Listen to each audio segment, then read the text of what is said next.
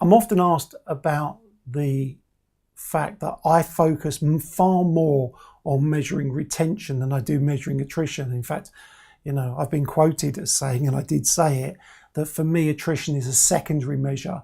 And if you're measuring attrition as a percentage of your membership, you actually have no idea what's going on, which has raised a few eyebrows, and that's fine. What I want to do now is I want to explain to you how not to measure attrition. Now that might sound counterintuitive, but it might be you're using this method and I want you to stop, because it's not actually helping you understand what's going on in your business. In fact, it could be confusing you more. So let me show you how the industry has gone about measuring attrition for years, and let me explain to you why I think that's a bad thing. Okay, so this is how not to measure attrition. I apologise for the amount of information on this screen at any one time, but we need it all there for it to make sense of what's going on. Let me state this really clearly right from the beginning. This is not a statistical methodology. You won't see it in statistics books for managers. You won't see it in research methods. You won't see it in books that describe how to measure key performance indicators. Not in any scientific ones. What we have here is what I refer to as the traditional method for measuring attrition.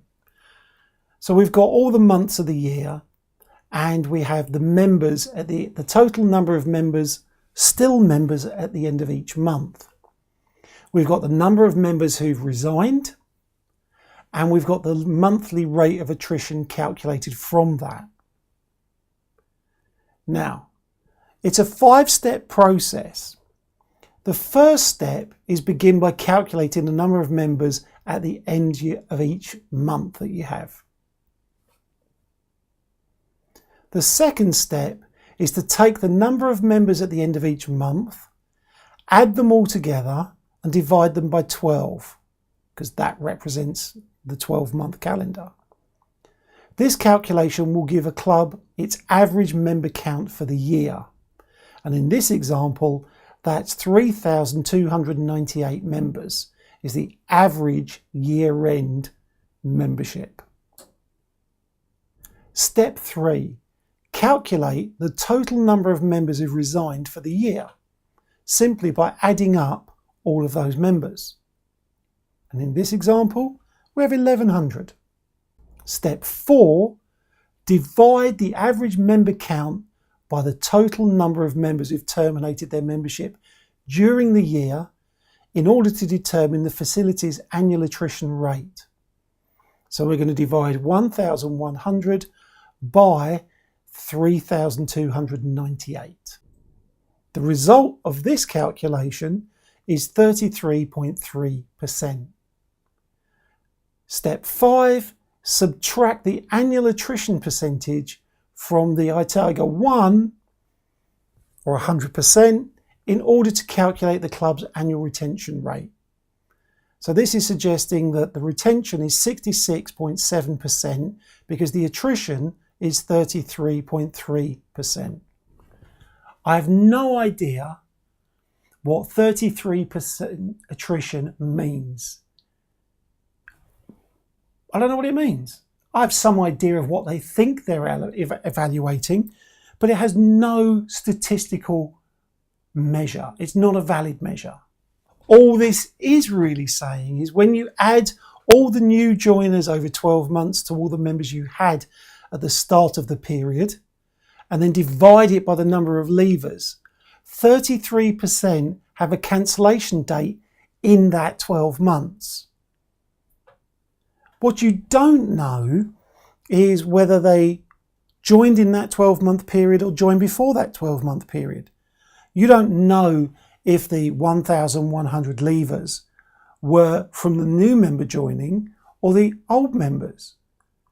And what's more challenging is that the percentages per month will vary significantly by the actual size of the club as the club grows and shrinks as members come and go.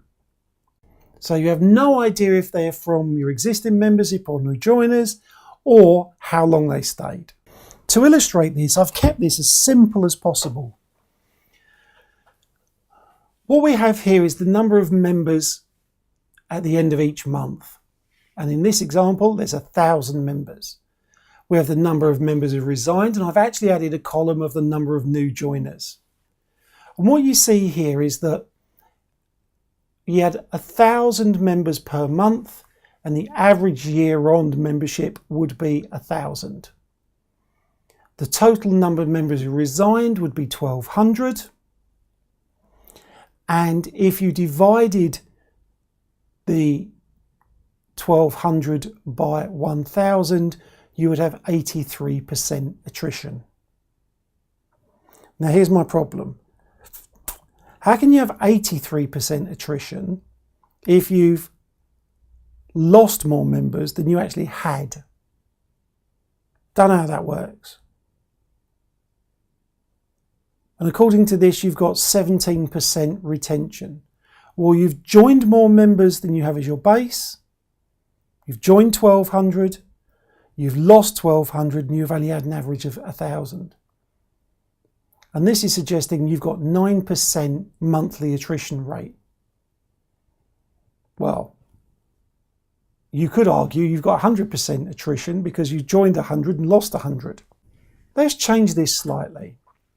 In this illustration, we've got the total number of members at the end of each month, the number of members who resigned, and I've kept that as a constant 100, and new joiners, and I've kept that as a constant 150.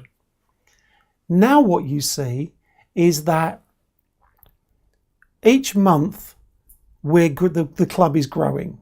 So at the beginning of January, we've got 1,000 members. Because we're signing up 150 but only losing 100, by the time we get to December, we've got 1,550.